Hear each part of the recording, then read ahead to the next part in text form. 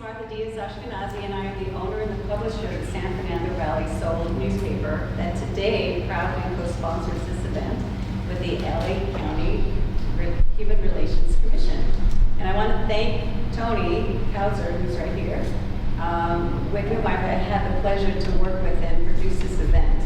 And a big thanks to all of our panelists who have taken the time to be here today to share really important information about services and resources that I think are always needed in this community. And of course, to all of you attendees who are here today, who I think are going to get a lot out of this gathering.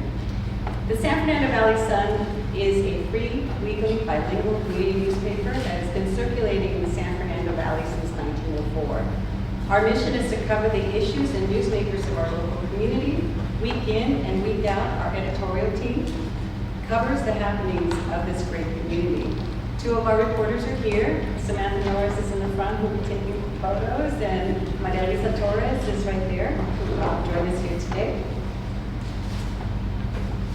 Today, we shine a spotlight on our LGBT community and to discuss not only the issues that confront it, but also the resources available. And it's a very timely time to do this. There has been a lot of hate, that has been shared. I mean, that's a terrible word to say, but that has been shown from folks. And so these resources come at a very, very good time. This week, not only do we shine the light in person here, but we also dedicated our newspaper to It's All About Pride. And what we've done is shown profiles of different people in our community, just to share that we're all human beings and we all, have life experiences. And so it is with great honor that we put this together. And I hope you will all pick up a copy and take it with you. It's also online, if I may shamelessly plug that. Finally, our newspaper received an ethnic media grant from the California State Library, and that helps us to produce this kind of work. So now let me share with you about the LA County Human Relations Commission and the great work that they do. So the LA County Commission on Human Relations has a legacy that dates back more than 75 years to shortly after the so-called Zoot Suit riots in the summer of 1943. In fact, this led to the creation of the County Board of Supervisors of Committee for Interracial Progress, which was later replaced with the LA County Commission on Human Relations in 1958. Over the decades, the Commission has promoted better human relations in LA County by actively working to transform prejudice into acceptance, inequity into justice, and hostility into peace.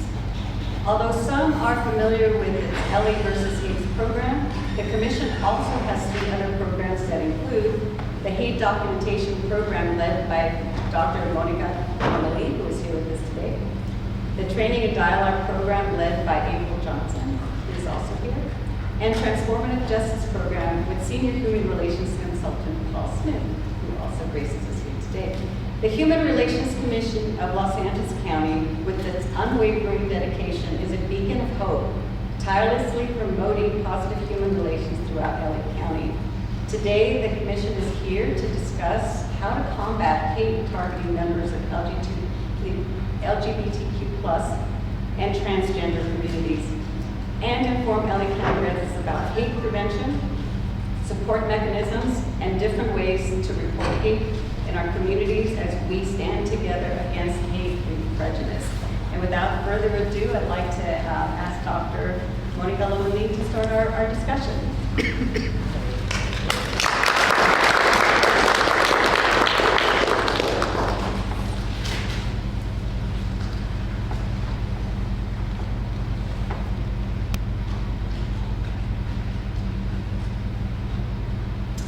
Good afternoon, everyone. Buenas tardes. Let me get closer to this mic.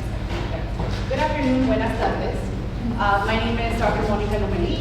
I go by the pronouns she, her, ella. I lead the hate documentation work. I don't even know if this works, but I'll take a step on to the side.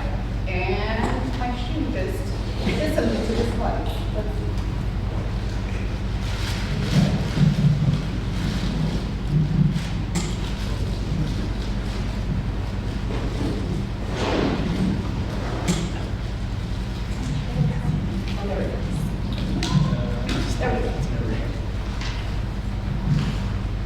Testing. Okay, I'll use it.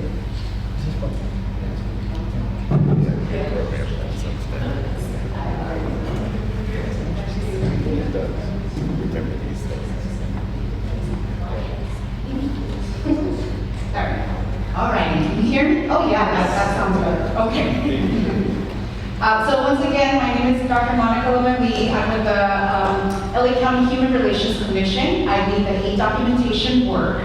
And I'm here to speak to you about what is a hate crime, what is a hate incident. I'm going to relay some just brief statistics about the trans community and LGBTQ plus community, and inform you all on how to report hate.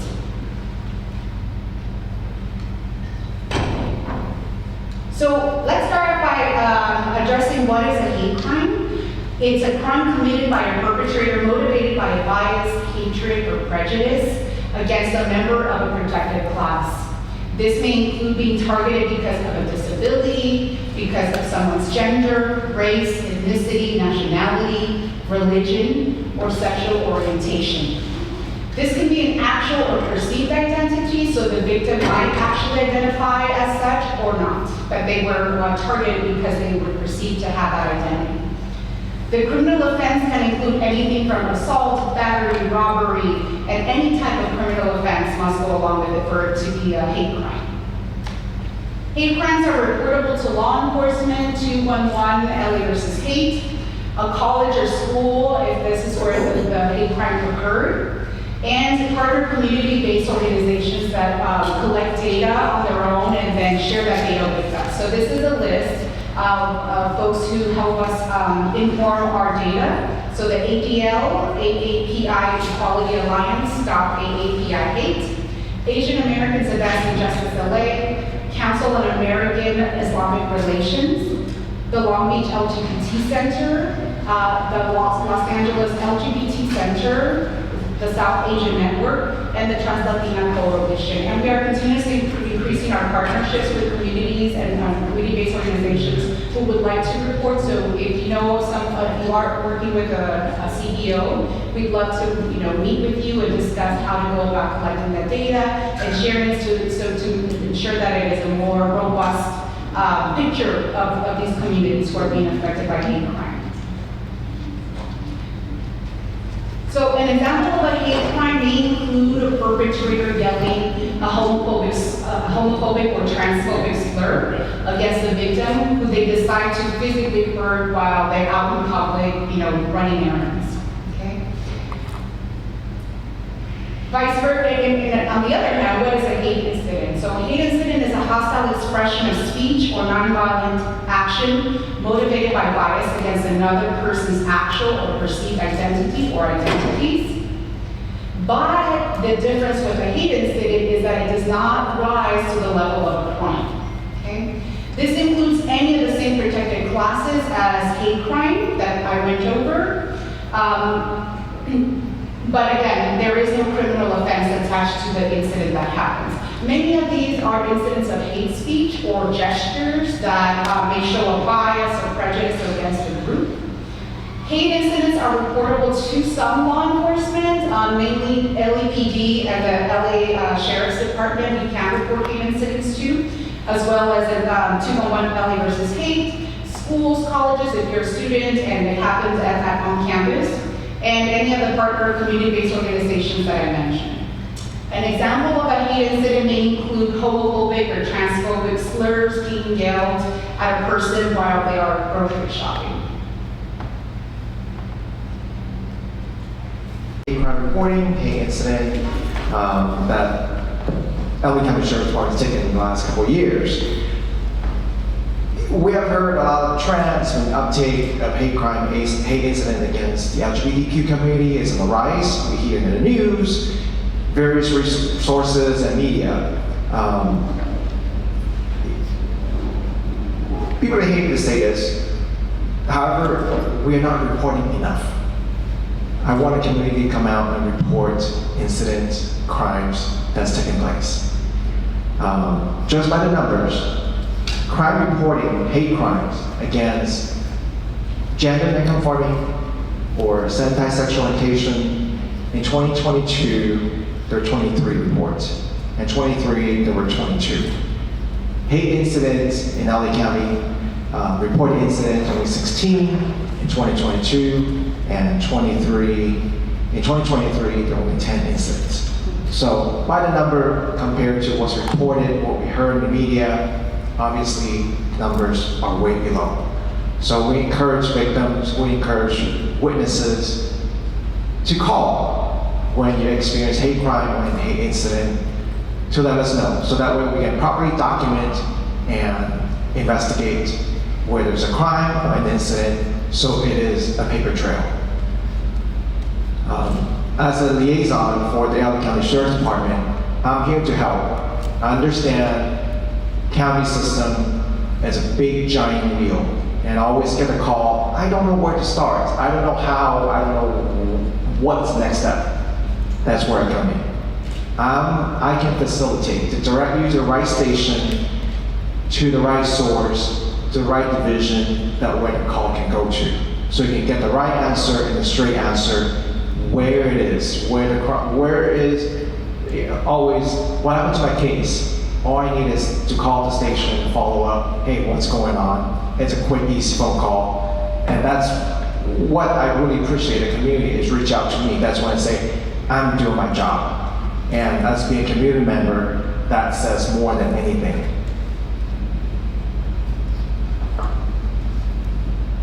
And I'm looking for any questions, any? Can we get your email or phone number? Yes, I have a business card available. I'll be handing out. Thank you. Are there any other questions? Yeah. So do you help navigate just within the sheriff's department jurisdiction, or what if somebody's in a community that's in LA County but has their own police law enforcement? So I also partner up with another agency like LAPD. We always work hand in hand. So if it's a question related to LAPD, I'll direct it to my cohort over at LAPD side and connect you the dots. Or say in Long Beach, other police agencies, we can make the relation happen. What about like San Fernando with its own police department? Is that? Yeah, so we can connect you with San Fernando Police Department and have the proper contact. Have a question? Yes. Yes.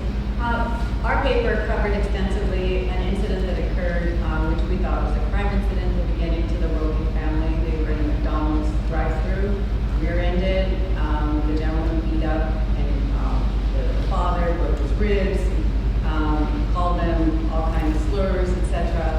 And when they went to court at the end of the day, there was no hate crime. They didn't add that to it.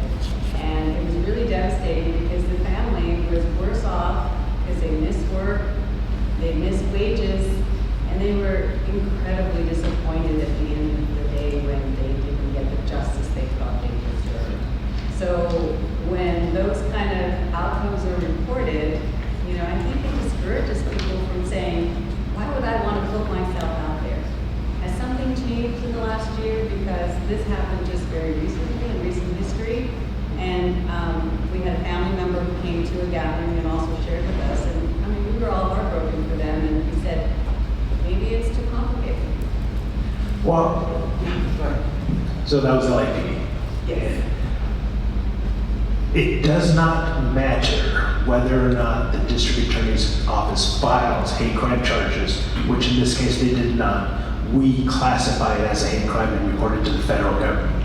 So as the police department, we're not officers of the court. We don't make charging decisions. We presented it to the hate crimes unit as a hate crime. They decided that they could not proceed on the enhancement of bias, but proceeded on the rest of it. So it didn't go away. They have that legal standard of all 12 beyond a reasonable doubt. They're lawyers, I'm just a cop. They make that decision, but as the department, we took it to them as that. We just don't have any input on how they follow through. So both of our departments, we try on those. We don't have the final say. We still report it to the federal government as hate crime and included in our stats. Doesn't matter if they file it or not. Do you have another question? I just wanted to add, if that family filed a report with LA versus Hate and wanted follow-up services, they might have, I don't know. We would have asked them, did you lose wages? Did the children miss days in school? And then we would ask them if they wanted to file a claim with the Civil Rights Department, or if they wanted to file a claim with a Victim Compensation Board, because those are some resources that are available. I hope that people still report so they can find out what their options are. So I have an off-the-cuff question, and I'm kind of the moderator, so I'm asking a question that Hal, right? Seeing you guys sit next to each other, these two law enforcement agencies, do you cross-pollinate with one another, in particular with this community? Are you guys in communication and sharing information and profiling and figuring out how you can best help as a collective law enforcement body? So since I have the mic, I'll answer the question first. Yes, very much so. I work very closely with LAPD, particularly their cultural diversity section. Sergeant Julie Schoen, who's one of the sergeants with LAPD, I work very closely with her and her team as well. So we work with the community, we go into the community, go talk to various CBOs, and if there's an issue that if can come to my way, a question asked, I say, oh, it's in LAPD's jurisdiction, then I'll reach out to Jules, can you connect me with what division that is, like that's how Orlando got here today. Right. So it's through collaborative effort, we talk to each other constantly. Elaborate on hate crime. Yeah, we realize that the city has visitors, people who work here that may live in other areas. So I'm on the investigative side, and the investigative side of the sheriff's department, they have an equal, like my position in theirs. We're part of a hate crimes task force with the FBI, Glendale, Burbank, like 9 different cities where we're always sharing information, because we realize that when you have bad actors, they don't stick to a block around their house. They move to wherever the pockets of the community that they're targeting are, which could be 30 miles away from where they live. Mm-hmm. So just like if there's a robbery series, we're sharing this information, putting out feelers, and some of the cities have amazing technological features that we need to take advantage of. Like Beverly Hills is like London. They have cameras everywhere. If our bad guys drive through Beverly Hills, we know we're gonna arrest them. So we use each other to help on these investigations and stop these folks from becoming that humongous news story where a lot of people are hurt. Because they never start there. They start with the hate incidents and the.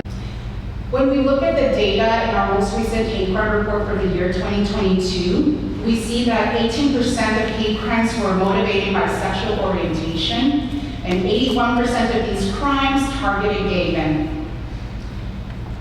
In 2022, there were 44 anti-transgender crimes, and this was actually the largest number documented in our hate crime report. 91% of anti-transgender hate crimes are violent. That is very high. In the last 5 years, more than 3/4 of gender hate crimes involved victims who were transgender women, totaling 76% of the crimes reported between 2018 and 2022. For vulnerable communities, there can be many barriers and challenges to reporting. This may include language barriers, someone's immigration status, the fear of retaliation by the victim or someone related to the suspect, I should say. The fear of not being believed, right? That their story is not credible, or a general lack of trust with a reporting agency. Our hate crime report, in fact, only reports on those crimes that are being reported, which unfortunately is only the tip of the iceberg. However, with accurate data being reported, the county can properly staff and deploy programs and resources to communities that are being most affected by hate. So we want to encourage people to report and not be afraid to report hate incidents or crimes, because the only way we can really have accurate data is by reporting. So let me walk you over specific steps on how you can report hate. Okay. First and foremost, you want to ensure that you're in a safe place. If you need immediate assistance, if you're hurt, please call 911. Secondly, you can choose to report to law enforcement, 211 LA versus hate, your college or school, or any of the partner community-based organizations mentioned in the previous slide. Third, you want to provide a detailed description of the situation and those involved. So you want to describe what you perceive to be the age, the race, ethnicity, nationality, and gender of the perpetrator. These are all things you will likely be asked. You want to describe what happened and where. The setting, were you at a restaurant? Is this your next door neighbor? Were you on public transportation while something happened? Okay. You want to describe exactly the actions of both parties, exactly what transpired. Most importantly, you want to describe why you think you were targeted. Okay, so this was important, the important evidence of bias. Most likely, this is going to happen in terms of what is said by the perpetrator. So that is clearly the evidence that is being presented as why this might be a hate incident and why you were, why a victim or target was targeted.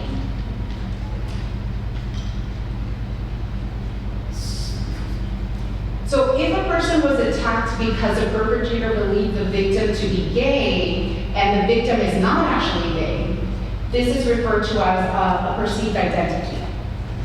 So regardless of whether someone is targeted because of a real or perceived identity, it is still a hate incident or a hate crime and it should be reported. So sometimes people feel, well, I'm not actually gay, I'm not actually lesbian, I'm not actually trans, but I was targeted because of that. The perpetrator yelled out a homophobic or transphobic slur. That is still reportable because it's still a hate crime, it's still a hate incident. I just want to make sure that that is an important takeaway for today. If you decide to report to law enforcement, you can receive additional resources provided by the District Attorney's Victim Services Program. There's a website here that you can go to. This may include crisis intervention, emergency assistance, counseling referrals, a court escort, and restitution assistance. Being the victim of a hate incident can be a life-altering experience. And we want to make sure that people's stories count, that we may work towards providing resources and programs to those communities that are most affected. And I'm going to speak on behalf of my colleagues from the LA versus Hate program who couldn't be here today and provide you an overview of the LA versus Hate system. So LA versus Hate is a community-centered system designed to support all residents and communities targeted for hate acts of all kinds in LA County. It's led by our commission, the LA County Commission on Human Relations, LA versus Hate partners, with community partners from all 5 Board of Supervisors districts, representing a diverse coalition of voices committed to prevent and respond to hate. By tracking and reporting hate, we can ensure that resources are allocated appropriately, that those targeted by hate receive the support they need, and that together we can build respectful and resilient communities. LA versus Hate is a program of our commission, 211 LA, Special Services for Groups, and Task Force. So it's truly a partnership of various people, various groups. Special Services for Groups administers a network of 16 subcontractors for prevention, response, and technical assistance. This network offers rapid response to communities targeted by hate. Task Force provides a public education and marketing campaign. If you go to the LA versus Hate website, there's so many awesome GIFs and posters that you can download, background images as well. Victims and witnesses can report any hate incident or hate crime. When people make a report, they can choose to receive free follow-up services and supportive services in their local community, and sometimes in the language that they speak. Reports are always confidential and can be made anonymously. Reports can be made by dialing 211 and dialing option 4, or also online at laversushate.org. Some of the services offered includes directly working with victims who report bias, discrimination, hate violence, and bullying through 211 and other partners. We support individual victims of bias and hate who want to file civil rights actions with appropriate agencies. working from the first interview with investigators to mediation and settlements. LA versus Hate links victims to legal services, health services, mental health services, and, if appropriate, community organizing. The LA versus Hate system provides support and resources to communities across the county who have been impacted or might be impacted by hate. Our focus is to expand feelings of safety, solidarity, and acceptance by working with our partners to expand the impact of our work. We also partner with schools to address intergroup tensions on campuses using a variety of strategies, such as operating joint resource centers. The goals of the LA versus Hate system are: 1, to address the normalization of hate and inspire people to stand up to it. Secondly, to build understanding about what constitutes a hate act and how to report it. Finally, to support individuals in communities as they heal from the trauma of hate. Finally, I would like to conclude my presentation with showing a couple PSAs that have been produced by our commission just for this month or 5 months, but also to inform the LGBTQ plus community. Let me start off by, and there's 2, I'm gonna play the Spanish one first.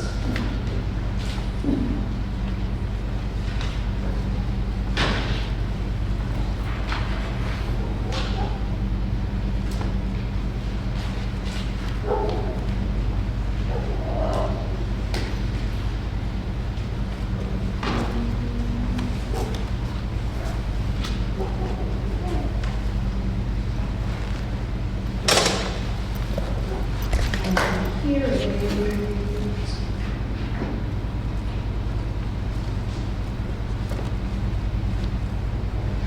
Do I need to press something? The audio is up. Great.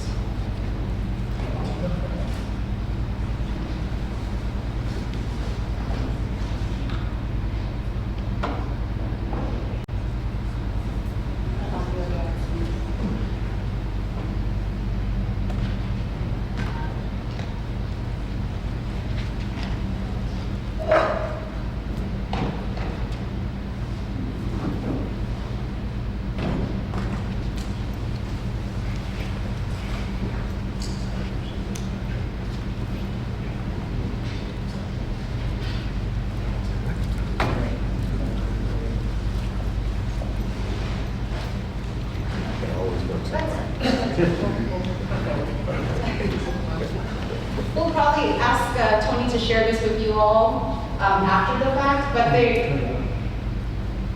no, let's see.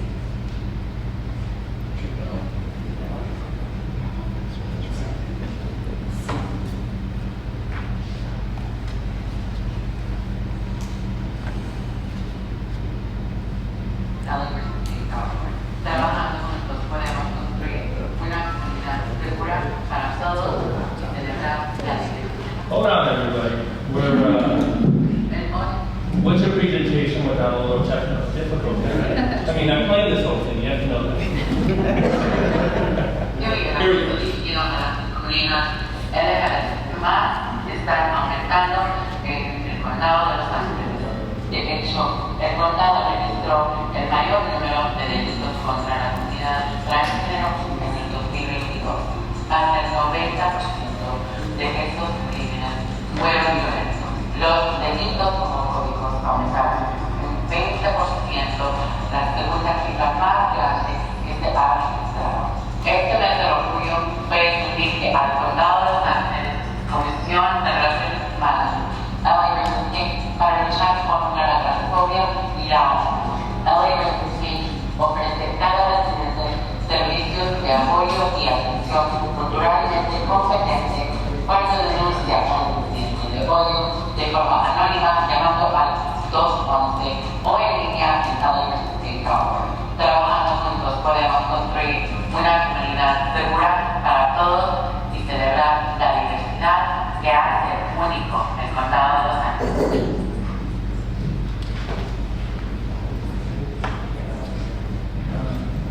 That's the Spanish one, and I know the person featured here is one of our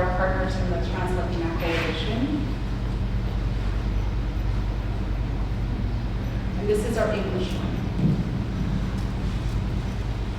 Hate and harassment targeting the LGBTQ plus community is on the rise in LA County. In fact, the county reported the largest number of anti-transgender crimes ever in 2022. Over 90% of those crimes were violent.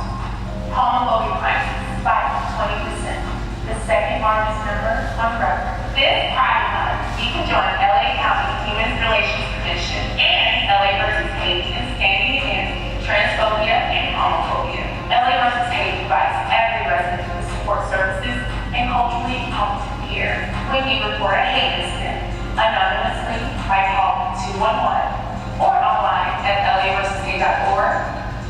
Working together, we can build a community that is safe for all and celebrates the diversity that makes LA County unique.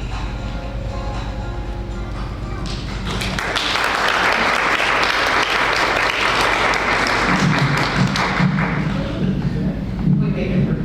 Yeah, teamwork.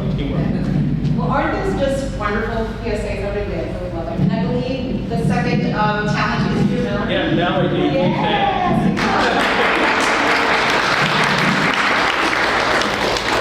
Thank you, you're wonderful. She runs a podcast called Hateful Homicide. So Targeting the LGBTQ plus we just want to talk about it. Yeah. the county For the computers who does not. Yeah. Thank you. Thank you for allowing me to present that information, and I'll take any questions if you have any.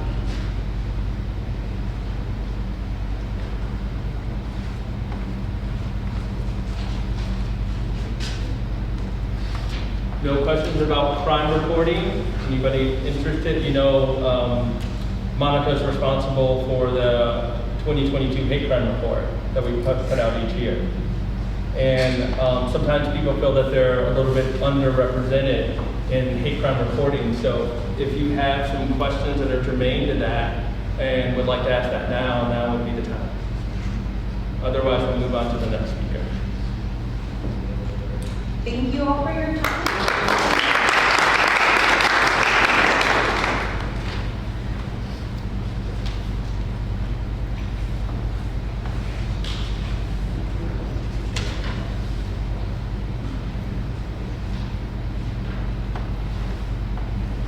Okay, so I'm going to introduce Miss April Johnson. She's the lead on our training and dialogue program. This is really close for being tall. that just a little bit. All right. Hello, everyone. My name is April Johnson, and my pronouns are she, her, hers. And I am the training manager for the Human Relations Commission, and I am delighted to be here joining you guys today and sharing this kind of space with you. Our mission is to bring people together across boundaries of difference to advance equity. And we do that, our team particularly, we do that. We're dedicated to doing this by designing training experiences, engaging workshops, and ongoing support for community partners and for county departments. Our training team is deeply committed to creating lasting and positive change amongst all groups in our trainings. So we do this in a few different ways, and today I'm just going to talk to you about a few of the trainings that we are able to customize and design for different groups that we've worked with throughout Los Angeles County and with our community partners. So here are just a few. Understanding diversity, equity, and inclusion, very important. And in this training, we talk about the basic principles and importance of diversity, equity, and inclusion, and why valuing diversity and robust inclusiveness is so important and necessary when people feel like their voices are being heard and when they are able to sit at the table and they're a part of an impacted group and they're able to help make decisions about that group. So in that training, we customize whatever issues behind the scenes. We work with groups of all different types of groups, community groups, as I said, and county departments to determine what that is specifically for you. and we custom design the training around what the issues are. We also do cultural competency and collaboration, as you can see that's also there. And this training really helps build awareness and understanding of different cultures, and not only just cultures as we think of it as race and culture, but also work cultures and what that really means and how we interact with one another. And the tools for effective collaboration instead of competing and concession. And we work with you to identify what those tools are and what that really is for you and for your group. This is also one of our most highly influential trainings, which is managing the influence of bias. That one brings a lot out. And fortunately, we provide a safe space to be able to do that. And in that training, we dive really deep in understanding what bias is, how it operates, and we provide the tools on being able to manage it and talk about it. And so we do offer that type of training as well. And we really work in that training to help people understand why having positive interactions with each other is healthy and better, period, for everyone. We also have training on equity and fairness in the workplace, which addresses systemic inequities. We share So if you guys have any questions for me about training and facilitation, then I am open to answer whatever your questions are. I'm not sure. Go ahead. Is it okay? I'm not sure if it's a question necessarily, but how do you deal with like chatter on social media? Because as on our newspaper and our website, and we get all kinds of folks that feel very emboldened because they hide behind it and they're sharing some very nasty things. So I feel like, do we get to go to de-escalation? Is there a better way that you would say we should handle? Because what you're talking about, I think it takes like-minded people to be able to do this. But Because you don't have to engage necessarily. Right. So you have the option to ignore something that doesn't feel good or feel right. If it's a situation where you have to respond, then taking time to pause and think about what you're going to say in an educated, intelligent way, with really providing information on not why they're wrong, but helping to come together on understanding what they might be saying, even when it's negative. Sometimes that's really challenging to do, but it is possible to find what it is that they're saying and why we can work on this and moving forward together. Why this isn't going to help us by thinking in this way, but maybe if you and I, or maybe if you can think of it in this way, tell me what your thoughts are on this. Do you understand what I'm saying? Yeah. Are there any more questions? We have time for maybe one or two more questions. Going off of what you're saying, it's so hard with social media because people just put things out there that might not even be factual, and you're kind of stuck with that. But are the trainings that you all provide in person or virtual, and then do you do any like pre or post testing to assess changes and all of that, or is it a little bit too new yet? Nope, not too new. We work with whatever the needs of the group is. So if you need us to be fully online, we can do that. If you prefer us come in person, we prefer that. It's very impactful. Of course, not that online isn't, but in person gives you sometimes a different experience. But we do in person, and we've also done hybrid with groups, where some of their sessions are in person and some are online, depending on how many sessions we agree to do together and what training design that we build for you. Yeah. All right, so we got time for one more question, and a question over here. Thank you. Yulian Viano at 201 LA. We do private service for hate reporting, and we have community resource advisors are the ones that answer the phone and take a hate report for those that want to report hate. We're finding that some folks that call in might be experiencing some mental health issue, right? And we want to respond to them and take a report and be able to take it verbatim. Sometimes the perpetrator is infrastructure in some of these reports. And so I feel like we need cultural competency training on how to be sensitive how to continue with completing the report, but also, doing what we do, which is identify referrals, offer the referrals, and if they want care coordination, follow up with the referrals that we gave them. But I think that piece of, we're trauma-informed care skills trained, but I think we need to enhance our skills. So I'll reach out to you, April, and thank you. Yes, and I'll work with you to build a design that works great for your group, particularly in what you do. Thank you. Absolutely. Thank you, April, so much. There are flyers on the table on the way out if you're interested in our training program, and you can also email us at info@hrc.lacounty.gov for anything HRC related. So know that anything HRC related, you can reach us at this at that email address, and we'll put you in touch with the right program from the Human Relations Commission. So thank you, April. Okay, so I'm going to introduce Mr. Paul Smith. He's over our Transformative Justice program, so be easy, all right? This has been a very nice crowd as we go down the row here. I'm sensing something. Take it away, Paul. Good afternoon. First, can I get us to take a deep breath and hold it, inhale. Exhale. Let's do that one more time. Inhale. And exhale. All right. And if you're so inclined, please look to the person close to you and say, glad you're here. All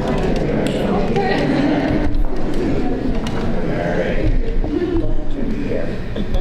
In our country, and at multiple levels, much work has been done and is being done to protect all people. We have much work left to do to protect people whose human rights are still not fully supported in some parts of our community today. Historically, some were treated with contempt and violence by their fellow citizens, while authorities who were empowered to protect them may have looked the other way, or too often may have joined in the abuse, either openly or discreetly in policies with subversive agendas. Some were denied opportunities to work and learn, driven from their homes and communities and forced to suppress or deny who they are in order to protect themselves from harm. I'm talking about our LGBTQIA+ communities, human beings born free and due equality and dignity, who have the right to claim that, which is still one of the remaining human relations challenges of our day. The Transformative Justice Team seeks to respond to violence, harm, trauma, and abuse in all communities. At its most basic, the team acknowledges the historical harms enacted by existing systems and seeks to build alternative responses to violence and crime without causing further harm. The Transformative Justice Team recognizes that criminal justice systems at their best should seek to transform society for the better. To do so, the team utilizes a systems approach and sees each incident as a potentially transformative, relational, and educational opportunity for victims, offenders, and all communities and institutions involved. We understand that sexual orientation and gender identity are not mutually exclusive, nor are they the same thing. With that said, we are actively working towards creating recruitment and personnel policies at a law enforcement department level, that respect LGBTQ and transgender, gender diverse, and intersex people. Policies that consider restrictions in uniform and make considerations for tattoos and piercings that may be gendered or restricted to people who identify as LGBTQ or TGI. The Transformative Justice Team advocates for cultural competency to become a mainstay in law enforcement training, whether it be at the academy level or part of continuing education. Sexual orientation, LGBTQ, and gender identity, transgender, gender diverse, and intersex need to be understood and where necessary differentiated categorically so that each affiliated community can receive their respective attention and so agencies can address their respective needs and challenges because as I stated earlier, the community is not a monolith. The Transgender Respect Agency and Hate crime reporting, hate incident that LA County Sheriff's Department has taken in the last couple of years. We have heard a lot of trends and uptake of hate crime, hate incident against the LGBTQ community is on the rise. We hear it in the news, various sources and media.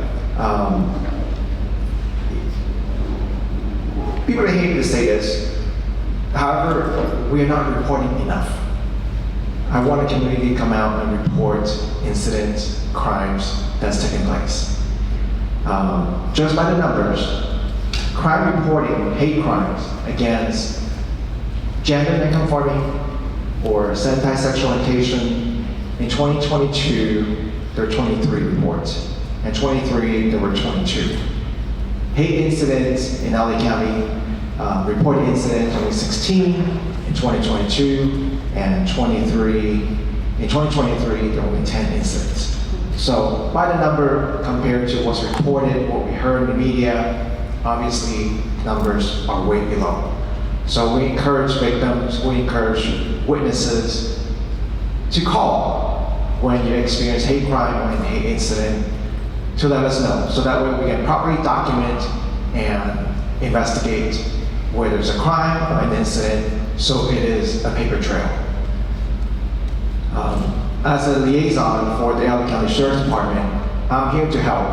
I understand county system is a big giant wheel, and I always get a call, I don't know where to start, I don't know how, I don't know what's the next step. That's where I come in. I can facilitate to direct you to the right station, to the right source, to the right division that where the call can go to. So you can get the right answer and the straight answer, where it is, where it is, always, what happened to my case? All I need is to call the station and follow up, hey, what's going on? It's a quick, easy phone call. And that's what I really appreciate the community is reach out to me. That's when I say, I'm doing my job. And as being a community member, that says more than anything.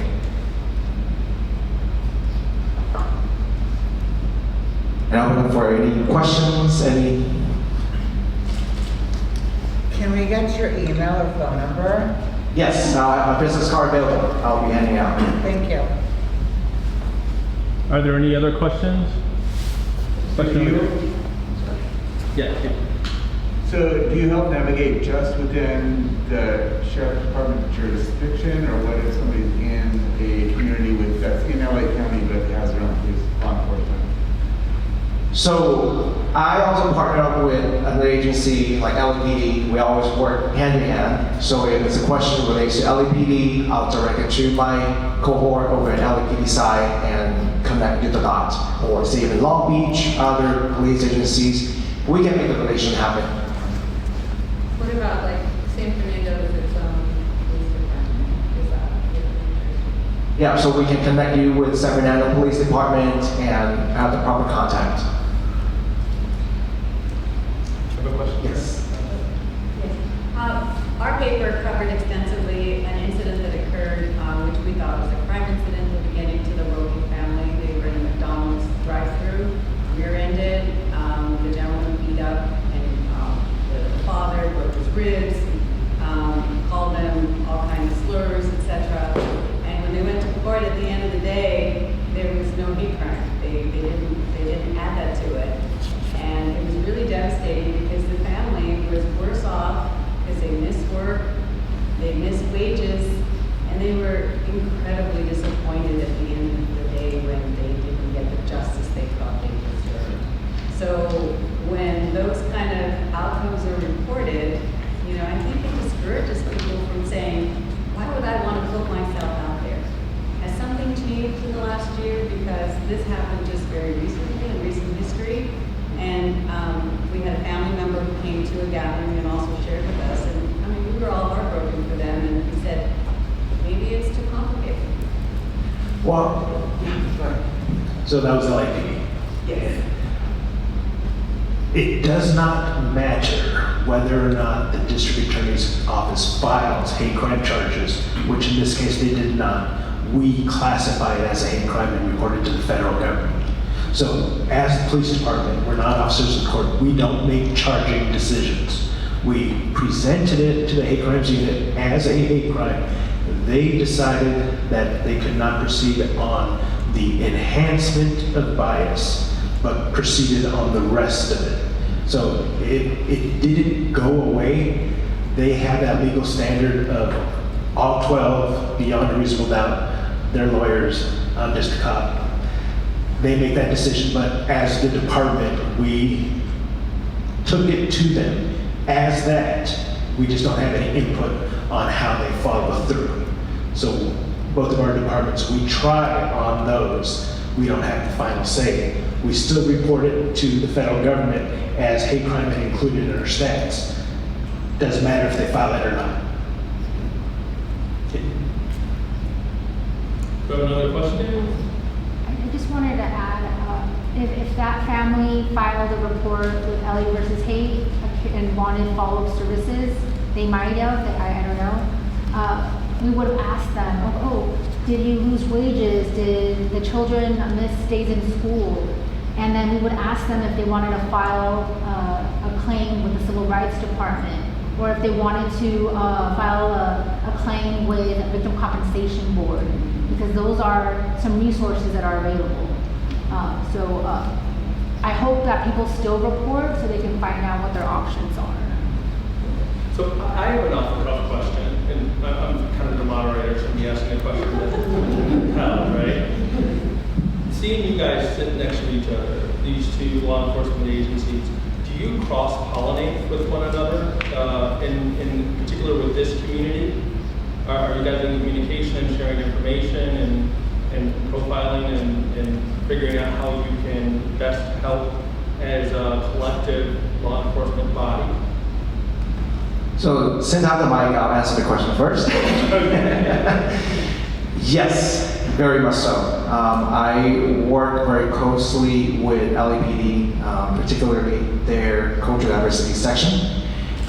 Sergeant Julie Schoen, who's one of the sergeants with LAPD, I work very closely with her and her team as well. So we work with the community, we go into the community, go talk to various CBOs, and if there's an issue that if can come to my way, a question asked, as it's in LAPD's jurisdiction, then I'll reach out to Jules. Can you connect me with what division that is? Like, that's how Orlando got here today. Right. So it's through collaborative effort. We talk to each other constantly.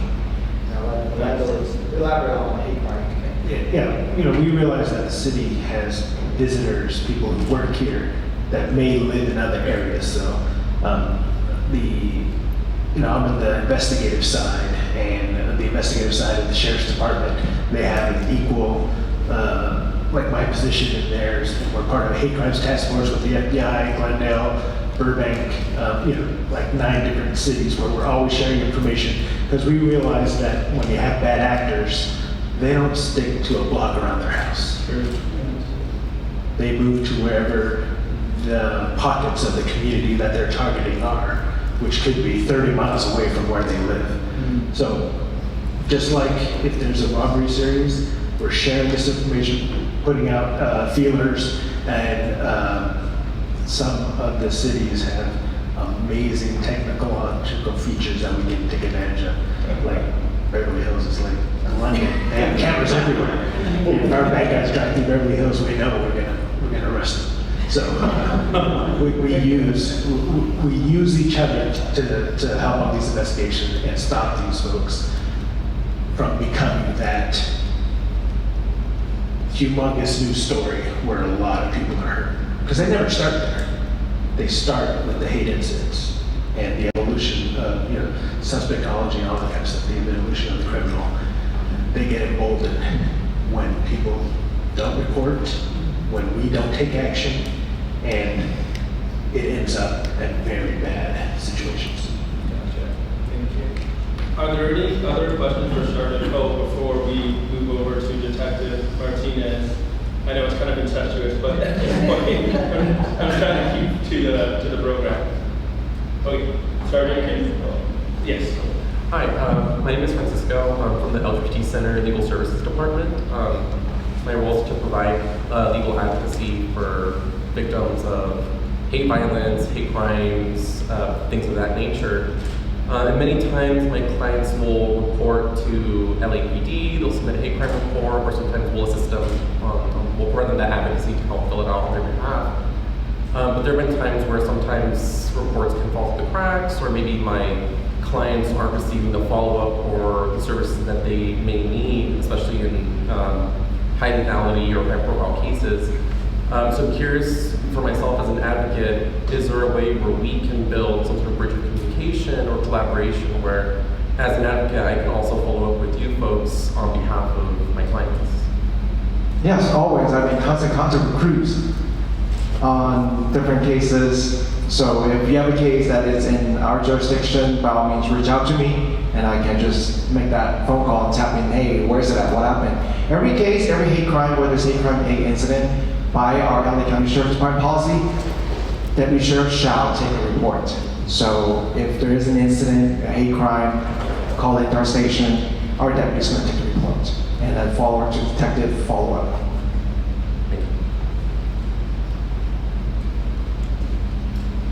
Any other questions? On the flip side of kind of what we were talking about before, when somebody files an incident report, and then that detective agency decides to not pursue it as the hate crime or report it as a hate incident to the DA's office. I mean, this might go back to what you were kind of talking about before. How do you work with different agencies to try and make sure that they're accurate in determining what is a hate incident and a hate crime and reporting that further? We had an incident here, and at the end of the day, they didn't report it as a hate incident or hate crime to the DA. They just reported it as a different act of blocking public view. All right, so there's a problem with this. And so I'm just going to talk about the state of California.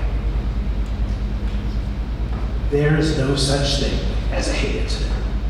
We all know what it is because we're in this space. But legally, there is no such thing as a hate incident. So it is dependent upon the organization to make the commitment to document these instances. We do. Out of the 46 agencies in LA County, 13 take hate incidents. That's it.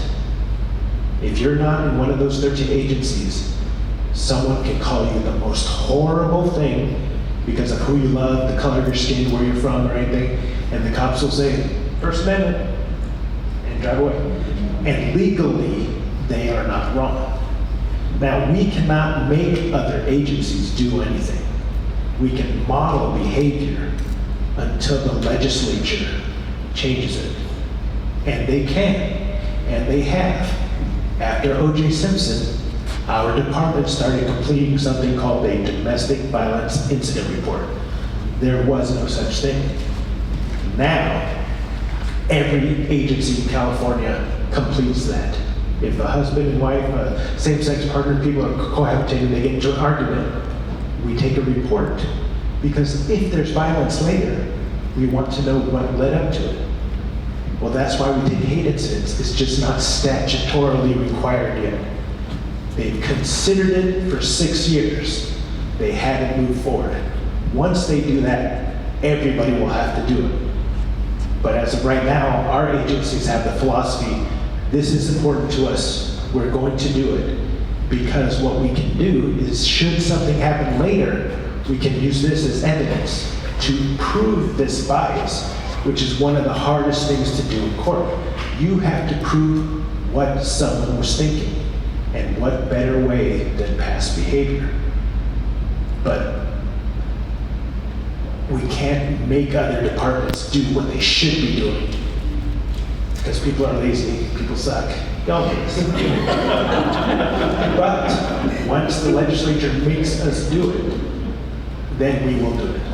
But our departments are doing it. San Fernando does. Most of the LA metro area departments do. But once you start getting around the fringes, it just depends on what the chief wants. Because statutorily, we're not required, legally, there's no such thing. Even now, hate incidents, we do not report to the feds, to the FBI, because federally, they have a definition, but it's not written into the code. And we don't report it to the DA's office because it's a non-criminal event, but it's just as important. Sorry, I went off. No. And I hope I didn't curse. Sometimes I curse. We'll continue with you, so. Oh, okay. I'm sorry. Oh, no.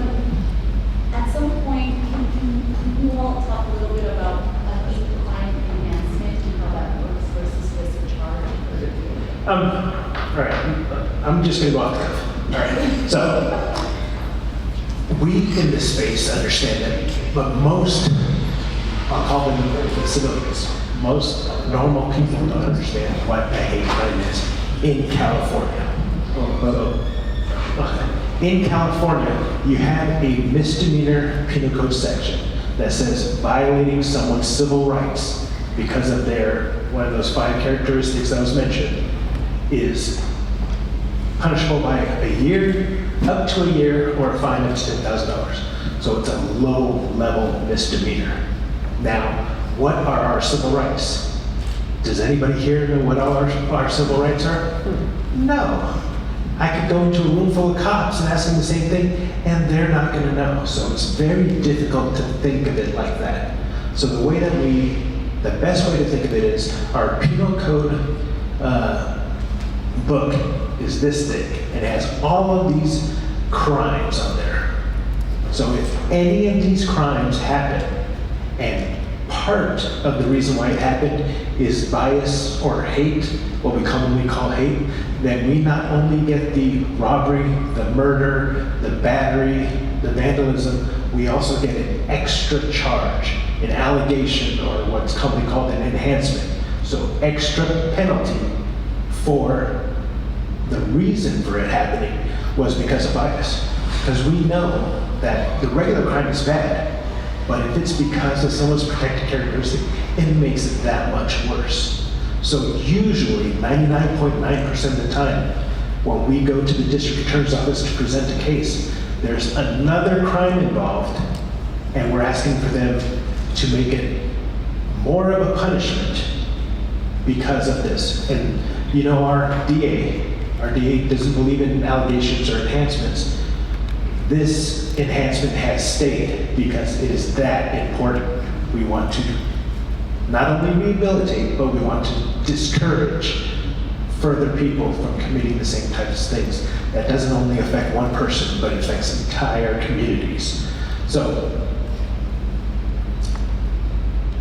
we as police don't have the power to file charges. We bring the fact pattern to the district attorney's office, and they decide if they can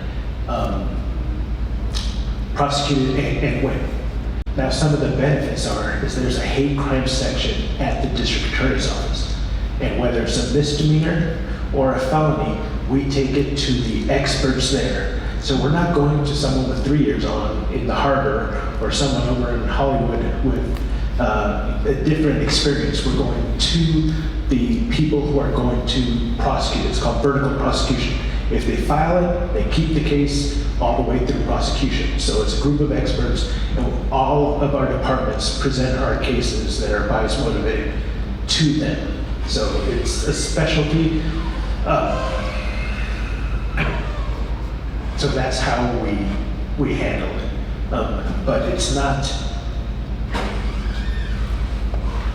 Most people think that it has to be hate. It doesn't have to be hate. It just has to be bias. And it can involve another crime. But even if that crime would have happened anyways, that doesn't matter in California state. It matters to the feds, but here it doesn't matter. All it has to do is be part of the reason. So we have a much more liberal interpretation of the bias or the hate. Couple other things. We in my department know that we're paying for the sins of our past. I started 30 years ago. All of my training officers were Vietnam vets, and we acted like we were an occupying army. And everybody hates us now because of what we did. And we've slowly been changing the course of the ship. And some of the things that we're doing is in the academy, we have cultural competency built in. Now, in the academy, we have to follow the state guidelines. But another thing that we do is about a month after our academy graduates graduate, they come back to something called police science leadership. And there we give them our department philosophy and our department cultural competency. I co-teach the class with Sergeant Jules Song. We teach it for the recruits that just graduated. We teach it for the training officers that are going to be training them and are usually the senior people out in the field. We teach it to our senior lead officers who do the community outreach.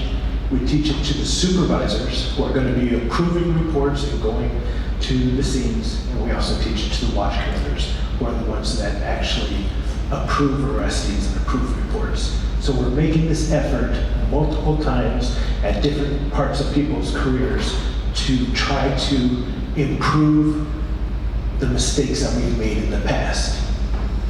Whether it's something as simple as using pronouns. So we're ingraining that into our department now, which we didn't have before. Other things that we're doing is we have 2 working groups, which are members of the community that also meet with members of the department to create our policy. Remember, policy is not law, it's our department philosophy. So that's how we got our transgender booking policy, our policy on searching transgenders, how we got our cultural competency class, and asking volunteers of the community to make videos so that we can show our recruits the different experiences that people have, the different effect that bad policing has had. These are all things that we work with the community in our working groups to form our policy, which is our philosophy, to change from how we used to be to something better. We're not perfect, we're not even close. We're better than we were, and we're evolving. I've been talking for a while, I'm sorry about that. The last thing that I'll say is, when it comes to our policies and that kind of stuff, it's all public record. If you go on our website, or if you just search the internet, you can find information about it. If you're curious, if you want to join one of these working groups, it's better to have more different thinkers to come up with a better product. But if you want to know about our searching policy, our housing, our jail housing policy, everything, all of that is available online. There's 21 different divisions. Each one has a hate crime coordinator. We share information. We share with all of the agencies of our hate crime task force. And I've been blanking. Are there any questions? Yes, I have a question. So, hi everyone. I just wanted to take a moment and say thank you all for being here. What I noticed, which is important, especially around anti-hate and for our trans and gender non-conforming community members, is to, I was so set up. So one of the things that I want to really ask you all is around our missing persons. I think it's important to understand that when we go, and especially like as trans community members, to report someone who is missing, maybe have been targeted, maybe have been harassed by a former partner. And a lot of the general consensus from the community has been that no one takes them serious, right? Especially if they're Black and brown, indigenous, Two-Spirit, they're said to be runaways, they left on their own. Or sometimes they're fleeing if they are in the system, right? Some of these community members who come up missing are in the system. So how are we doing our part as people in this space to take those cases seriously. So our missing people, but then also in lieu of that is those who are survivors of violence as well. So what supportive services are we getting to those who are surviving anti-hate? Thank you. Anybody want to talk about the support services? We have to follow the law as law enforcement. And there is nothing illegal about not wanting to be found. So the important thing is those at-risk factors that you mentioned, you have to communicate those to the officers to complete the report. But without us knowing the at-risk factors of the targeted harassment, being a survivor of some type of trauma, without those, it ends up being, there's nothing legally that we can do because as an adult, you're allowed to leave. And although we may want to, we still have to follow the statutory guidelines. But if you tell your friends and your family and your communities, bring up the at-risk factors, that's when we can take action. Because legally, for someone's well-being, call it like a welfare check, we can take certain actions. But without knowing those specifics, we kind of get hamstrung by the law. Okay.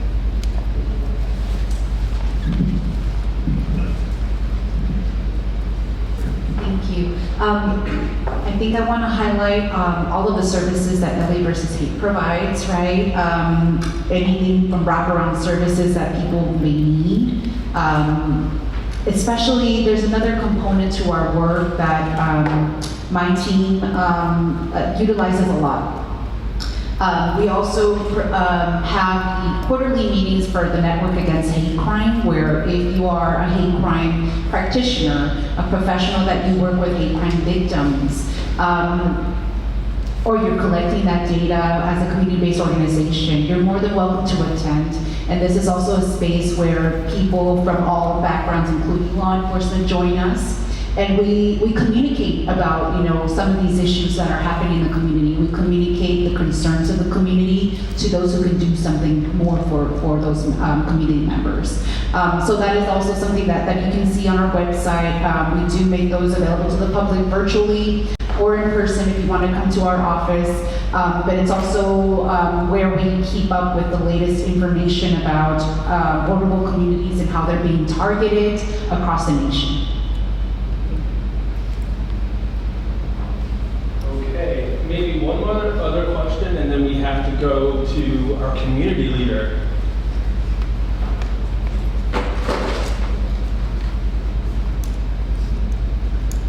Good afternoon, everyone. My name is Sarita Garcia. My pronouns is she and her. I'm currently the Violence Prevention Program Manager at the Trans Latino Coalition. First of all, I want to say thank you for taking your time and educating and building capacity in our own community.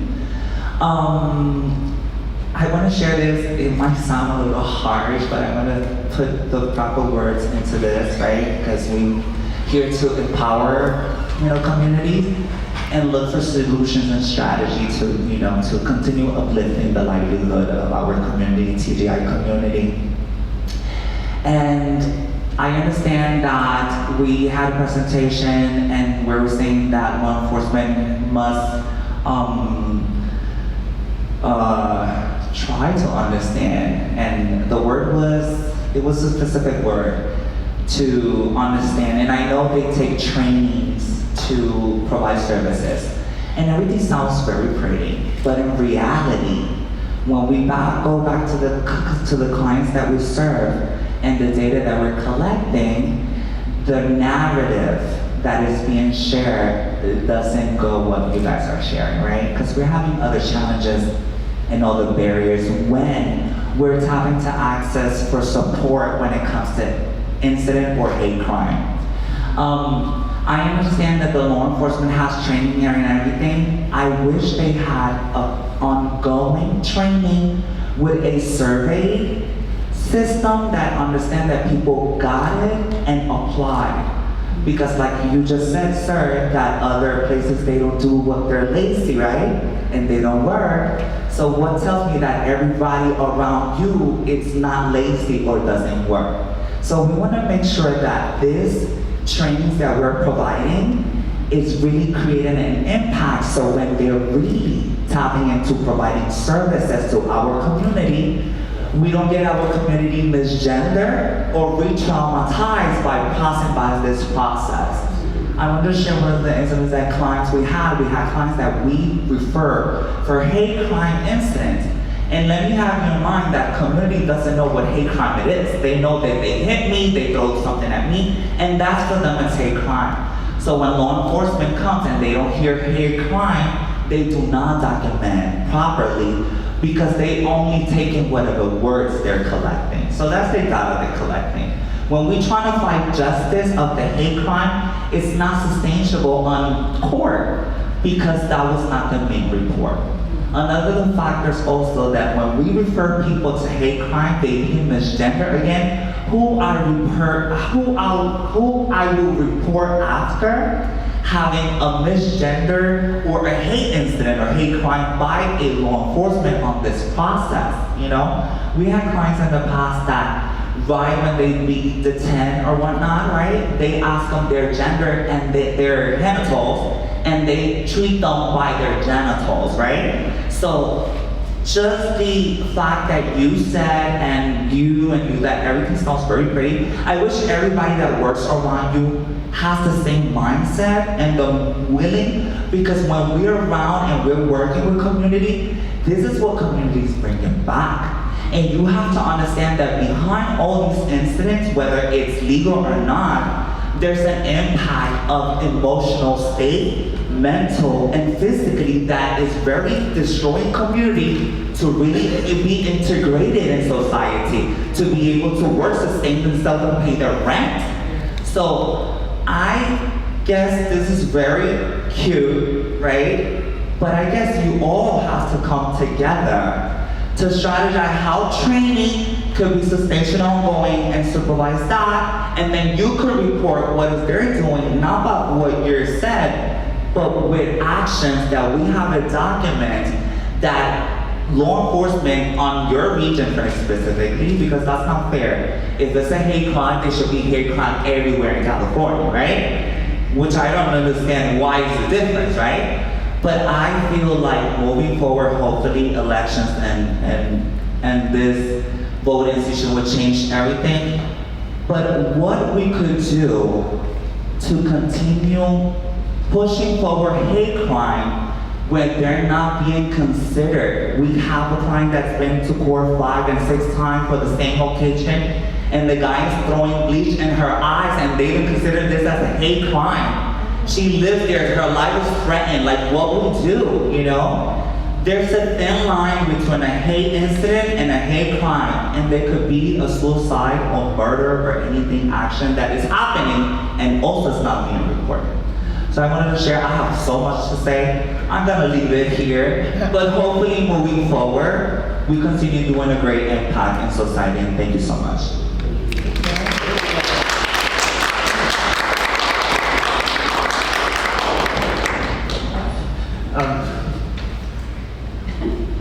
I just wanted to remind y'all, the squeaky wheel gets the grease.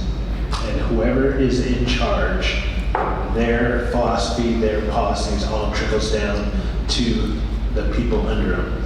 So, having meetings with, electing, that kind of stuff, the people that have the same values that you want is going to trickle down to the departments that deal. The more pressure you put on the folks at the top is how you get change done. Okay, we're gonna have to leave it there. Thank you, Rita. Thank you, Detective, Sergeant. And now we're going to switch gears, take a deep breath. We've heard from government, we've heard from law enforcement, and now let's hear from the homegrown community leader here, Mr. Kevin Alvarez, president of Somos Familia Valier. Yeah. He not here today, right? Hi everyone, happy Pride Month. So I want to acknowledge the conversation. It was getting deep. I love it. My name is Kevin Alvarez, president and co-founder with Somos Familia Valle. I've been organizing here in the San Fernando Valley for the last 10 years as an organization. We've been working on the ground, really started as a grassroots organization, and now really growing into being the voice here in the San Fernando Valley. One of the things I do want to mention and really acknowledge is I do see the county really switching up in the last couple of years of how do we address hate and how do we talk about LGBT issues. And I understand, police force and LAPD or whatever chapter it is there is transitions happening. But one of the things that I've noticed, and at least as me organizing on the ground, is, the system is broken. We are seeing a lot of impactful changes and impactful growth, but one of the things with our community and the LGBT community, we know the historical issues that have happened to us, which it includes a lot of violence. Pride, we know Pride was a riot between police. There is a relationship there that is not, there's no trust. So when we talk about hate and reporting hate and how much data we need, queer people, queer trans people sometimes don't have that time or that patience or that way to get those paperwork, or don't even have access to really, really follow up, the incident that you said about McDonald's. That's horrible. Why would someone want to experience through all that when we're here as working class, as, still trying to get accepted by our parents, or maybe we're not out yet. And then sometimes when we go to systems, there's no acknowledgement, there's no visibility. Even just talking about community regions, I've been doing work here in San Fernando. I never knew this day when we have LGBT panels like this in the corner of the valley. Welcome to San Fernando, and thank you for coming here. The county does not come here to talk about LGBT stuff, so I'm happy that y'all are here and these conversations are happening. But this is so needed here in the valley, because you know what? I'm tired. It's halfway through Pride Month. I've been doing so much work, but it's okay. We need to have these discussions, right? And one thing that we do here locally is when there is no reaction from the county or no reaction from people in power agencies, is what we go to best is coming to our chosen family. Essentially, this organization started with that. There was nothing here, nothing in the valley. And then one thing that we did, instead of complaining about it, we just started organizing and creating the Annual San Fernando Valley Pride, creating support groups, creating those conversations, going to community colleges, recruiting and organizing. And then one of the things we noticed when we started organizing and we started getting more visibility, what happens when we do that? We start getting more hate. Somos Familia has grown a lot. We just opened the first LGBT center in the San Fernando Valley 2 weeks ago, which is so exciting. It's so exciting, it's so needed here, especially in the East Valley. But with those things, hate comes. If y'all see my emails and I have so many haters. I'm the go-to, everybody get out of our community. We talk about social media, there's hate. And then there's still that need to build relationships with, I'm still in the iffy if I want to create a relationship with the police department, if this or that. We're a generational justice org. And I understand it's needed for our community, but sometimes what I hear from my members and from my community is like, they don't do anything. We're tired, I don't want to go through them. Let's just work together. One thing we do is we show up as like to, you know, in the we saw in Santa in North Hollywood, they were protesting for a Rainbow Assembly from a book that just celebrated diverse families, and we had so much hate coming just for this, you know, Rainbow Assembly. That was so simple. But we show up, right? We know we come together, and you know, here in the library with the Drag Story Hour, we do see that hate really growing here. But I think it's because we're finally building events, and we're finally, our community is growing, we're collaborating, we're building relationships. I hope to build relationships with everybody here. But yeah, back to what I was saying is sometimes it's hard to work with the system that is already in place, and I see the change. But yeah, there needs to be more acknowledgement of our local community. Sorry. Yeah. Damn, I broke it.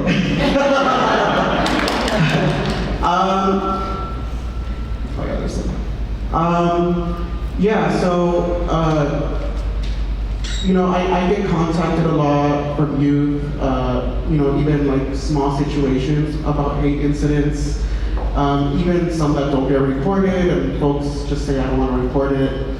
And one of the things that I always hear is that we just need resources. We need people to understand our communities. We need people to know that we are part of the community. And one of the ideas that we see is that, oh, you're coming here to destroy our communities. And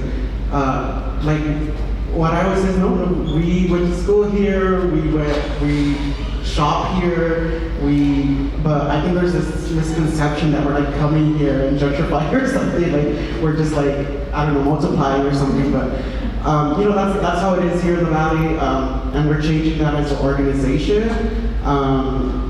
But yeah, I'm here to collaborate with y'all. I'm here to be the local San Fernando Valley region connection for anything LGBT. We've been doing the work here, and if folks want to really show impact in our community, I invite you to our march in San Fernando Valley Pride.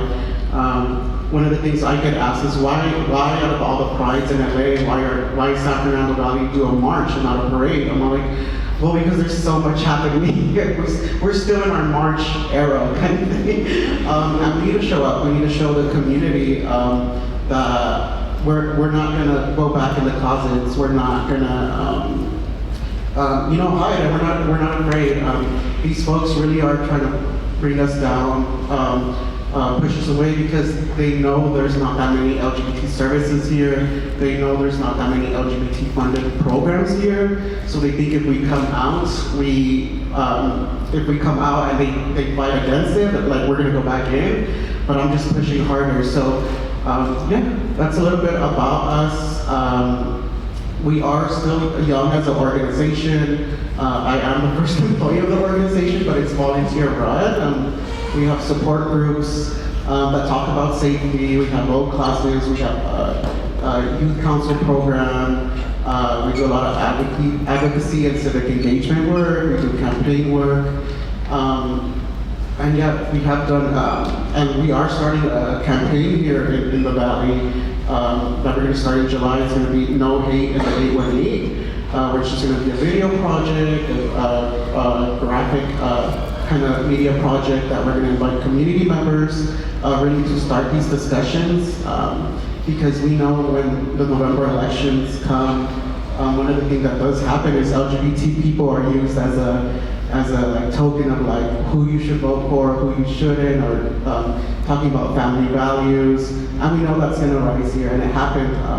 You know, here in the Valley, it's like, well, we need to vote for this person because they support LGBT, or they're groomers, and this and that. All these ideas of what LGBT represents. So I think us as an organization, we're ready, and we're organizing ready for that November election, for that narrative that they're going to give during that time. But yeah, if anybody wants to know anything else, just let me know. Are there any questions? Any questions? What would be the best way to reach out to you if, like you said, like you wanted to offer resources to community members? For myself, if I wanted to offer resources to you folks as something to give to the folks you work with here, what would be the best way for me to reach out to you? Yeah, so I'll get my card out there, but now with our new center, we are going to be starting programming in July. Our center is located in Sun Valley. And for folks who don't know where Sun Valley is, everybody's always like, where's Sun Valley? It's between Pacoima and North Hollywood. We chose that location just because it was it was the middle of the East Valley. And we've been doing mostly work in the East Valley where, a lot of low-income communities and people of color live. But yeah, once July starts, we are going to be releasing all our programming, our support groups and stuff. So we could display, I'm ready to take those LA versus hate posters and putting them up at the center. We're still designing the center and putting up art and stuff. But collaborating that way, or however you can reach out to me. So one thing I want to pivot on is, yes, there is collateral. So on your way out, take a poster or a postcard about how you can receive services if someone in the community is a victim of hate. As Kevin has said, it's not a pride, but more of a march from what you're saying. Yeah, so June 29th, we are doing the march on Van Nuys and Sherman Way. And then we're marching to Van Nuys Civic Center for the block party event. We have gotten protesters before, but we're just showing up still. But yeah, if y'all want to show up, it is featured in the San Fernando Valley Sun newspaper with their Pride edition, which is so amazing. I love it. But yeah, a lot of organizations are going to show up, and we have a lot of collaborative partners going to be there present. All right, wonderful. Are there any other questions? No? Okay. Well, I think that concludes our program. I want to give a special thanks to all of our panelists. Can I get a